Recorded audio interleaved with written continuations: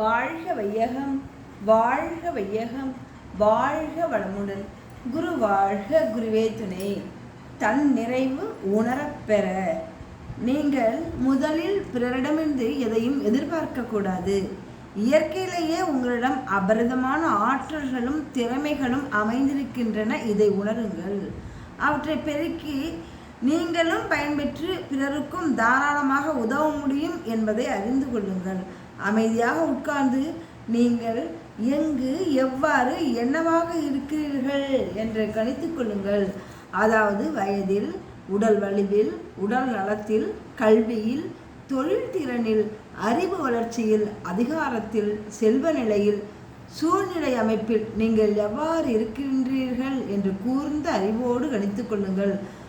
இவ்வளவு இருப்பையும் வைத்துக்கொண்டு நீங்கள் ஏன் பிறரிடமிருந்து எதையோ எதிர்பார்க்க வேண்டும்? தான், குடும்பம், சுற்றம், ஊர், உலகம் என்ற அளவில் ஒவ்வொருவருக்கும் ஐவகை கடமைகள் உள்ளன.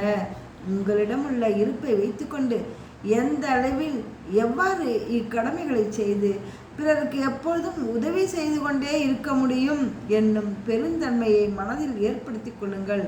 கடமைகளை சிறப்பாக செய்வதற்காக எந்த திறமை அல்லது இருப்பை வளர்த்து கொள்ள முடியுமோ அந்த அளவு அதற்காகவும் ஆற்றலை செலவு செய்ய வேண்டும்.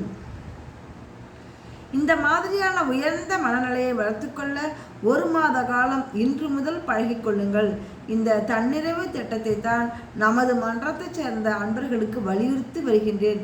இந்த திட்டத்தில் மனசோர்வுக்கோ சின்னத்திற்கோ கவலைக்கோ இடமில்லை. தன் முயற்சியில் செயலில் விளைவை காணும் கர்மயோகம் இதில் அடங்கி இருக்கிறது. வாழ்க வளமுடன். அருட்தந்தை வேதாத்ரி மகரிஷி அவர்கள். நன்றி.